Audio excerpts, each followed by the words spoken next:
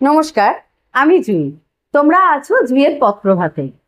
পূর্বের পর্বে আমরা ভাষার ধারণা নিয়ে আলোচনা করেছিলাম। ভাষা কি, কেন ভাষা গুরুত্বপূর্ণ। আজ আমরা সেই ভাষারই একটি বিশেষ ভুল বা ভ্রান্তির কথা আলোচনা করব, যার নাম গুরু চণ্ডালী দোষ। নামটা শুনতে যতটা কঠিন, বিষয়টা কিন্তু খুব সাধারণ আর মজারও।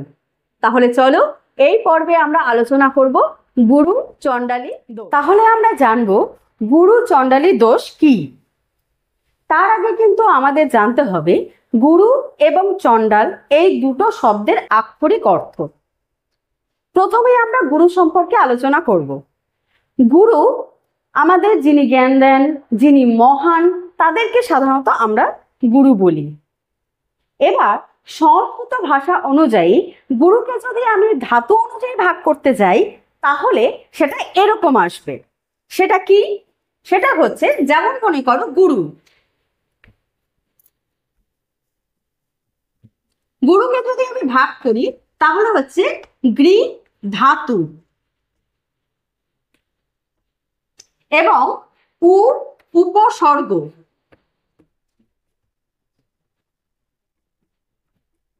স্বর্গ, এই দুটো মিলে আমাদের আসছে গুরু। তাহলে আসছে জ্ঞান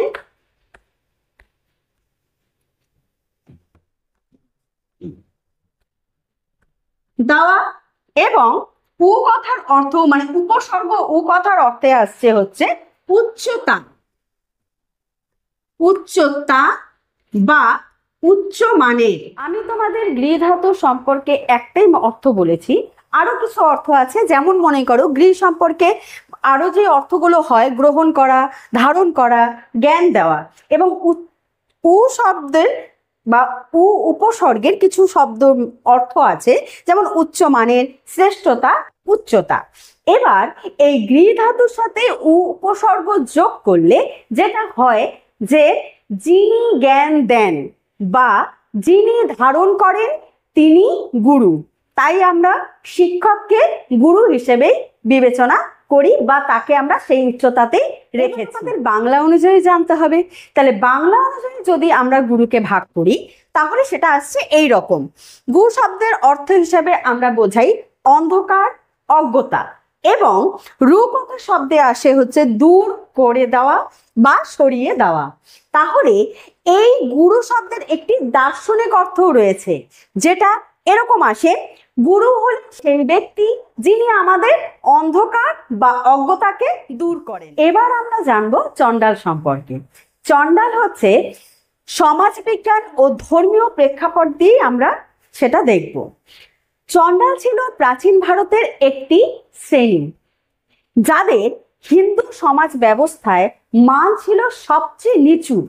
আমরা জানি যে আমাদের সমাজে 4টি বর্ণ ছিল: ব্রাহ্মণ, ক্ষত্রিয়, বৈশ্য, শূদ্র, এবং এই চণ্ডালরা ছিল শূদ্রেরও নিচে। তাই এদের সমাজের কাজ ছিল সব বহন করা, শ্মশানের যত কাজ হয় সেই সব কাজ করা, এবং তাদের সমাজের যে কোনো লোকের সাথে কোনো রকম ভাবেই তাদেরকে ছোঁয়া, তাদের হাতের খাওয়া, তাদের সাথে একসাথে থাকা, এগুলো বর্জনীয় ছিল, এগুলো গ্রহণযোগ্য ছিল না। চণ্ডালদের অস্পৃশ্য বলে গণ্য করা হতো, যদিও আজকালকার দিনে এটা একদমইও গ্রহণযোগ্য নয়। আমরা এই বিষয়টাকে দৃঢ়ভাবে উপেক্ষা করছি, এই ভাষাটাকে আমরা কোনোভাবেই ব্যবহার করছি না। এখনকার সমাজে অনেকেই চণ্ডাল কথাটা নানাভাবে ব্যবহার করে থাকি।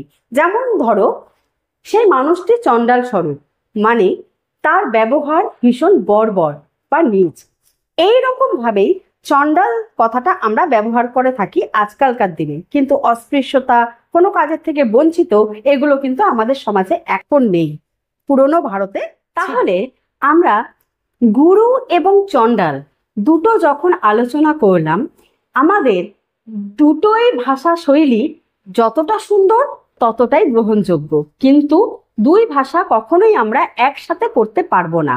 যেমন ধরো, যদি আমরা গুরু ধরি তাহলে সেটা হচ্ছে ভাষার মধ্যে সাধু ভাষা গুরু, এবং চলিত ভাষা, চণ্ডাল। এই দুটো ভাষাকে যখন আমি একসাথে লিখব তখন সেটা হয়ে যায় গুরু চণ্ডালী দোষ। তার মানে কিন্তু এই নয় যে চলিত ভাষা খারাপ, চলিত ভাষা ভালো, কিন্তু আমাদের দুটো ভাষা যখন এক হয়ে যাচ্ছে তখন সেটা হচ্ছে গুরু চণ্ডালী দোষ। তখন আমরা বলছি যে উচ্চ মানের ভাষা শৈলীর সঙ্গে কখনোই নিম্ন মানের ভাষা শৈলী বসানো যায় না। ঠিক আছে? উদাহরণস্বরূপ আমি যদি উদাহরণ দিয়ে বোঝাতে চাই তাহলে সেটা এরকম হচ্ছে, মনে করো আমরা যদি বলি সাধু এবং চলতি ভাষা একসাথে মিলিয়ে যদি বলি, তাহার মন খারাপ ছিল তাই সে খায়নি। এখানে তাহার কথাটা হচ্ছে সাধু ভাষা আর সে হচ্ছে চলিত ভাষা। তাই তাহার এবং সে দুটো শব্দ একই লাইনে কখনোই ব্যবহার করা যাবে না। তাই তখন সেটি হবে ভুল এবং সেটাকে বলা হবে গুরু চণ্ডালী। একজন গণ্যমান্য ব্যক্তির সঙ্গে যেমন একজন অবজ্ঞেয়কে বসাতে পারবো না, ঠিক সেরকমই সাধু ভাষার সাথে কখনো চলিত ভাষা আমি বসাতে পারবো না। এবার আমি তোমাদের একটা উদাহরণ দিয়ে বুঝাচ্ছি। যদি আমি বলি আমি তাহাকে অনেক ভালোবাসি, তাহলে কিন্তু এটা ভুল, কারণ এখানে সাধু এবং চলিত দুটোই ব্যবহৃত হয়েছে। তাহাকে এবং অনেক ভালোবাসি দুটো হচ্ছে সাধু এবং চলিত। এবার এটা সঠিকটা কি? যদি আমি চলিত ভাষায় বলি তাহলে এর সঠিকটা এরূপ হবে, আমি তাকে খুব ভালোবাসি। সাধু ভাষায় যদি আমি বলি তাহলে সেটা হবে, আমি তাহাকে অতিশয় ভালোবাসি। তাহলে দুটোর ফারাক তোমরা বুঝতে পারলে? এটাই হচ্ছে যখন আমি একসাথে দুটো ভাষাকে এক করব তখন সেটা হয়ে যাচ্ছে গুরু চণ্ডালী। আমি এটাকে কেন পরিহার করব? তার কারণ হচ্ছে ভাষার শুদ্ধতা নষ্ট হয়, পাঠকের শুনতে অশোভন লাগে, পরীক্ষার নম্বর কাটা যেতে পারে, যেটা একদমই আমরা চাই না, আর সাহিত্যিকদের সৌন্দর্য নষ্ট হয়। সাহিত্যিকরা কোনোভাবেই চলিত এবং সাধু ভাষা এক করতে পারবেন না। তারাও যেমন পারবেন না, আমরাও কিন্তু পারবো না চলিত ভাষা আর সাধু ভাষা এক করতে। লেখার সময় সব সময় এক ধরনের রীতি ব্যবহার করবে, দু ধরনের রীতি ব্যবহার করলে সেটা গুরু চণ্ডালী দোষ হিসেবে পরিগণিত ছিল। আজকের আমাদের গুরু চণ্ডালী দোষ সম্পর্কে আলোচনা। তোমরা কি আগে এর নাম শুনেছ? যদি না শুনে থাকো তাহলে এখন শুনবে এবং তোমরা লেখার সময় এটা অবশ্যই মনে রাখবে। আজকের মতো এই পর্যন্তই। তোমরা সকলেই ভালো থেকো। সকলেই আমার ভিডিও ভালো লাগলে লাইক করে দেবে, ভালো লাগলে সাবস্ক্রাইব করবে, বেল আইকনে ক্লিক করে রাখবে যাতে প্রথম ভিডিও নোটিফিকেশন তোমাদের কাছেই যায়। এবং যদি আরো ভালো লাগে বন্ধুদেরকে যদি জানাতে চাও তাহলে অবশ্যই শেয়ার করে দেবে।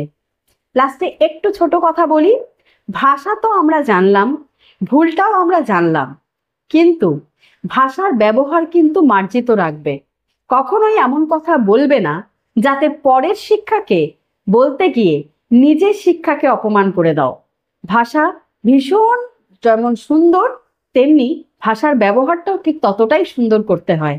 নিজের ভাষার প্রতি অবশ্যই জ্ঞান রাখবে এবং ভাষার অপব্যবহার করবে না, বাজে কথা একদম বলবে না। যদি মনে হয় কারো কথা তোমার ভালো লাগছে না তাহলে অবশ্যই সেখানে নিজেকে থামিয়ে দাও।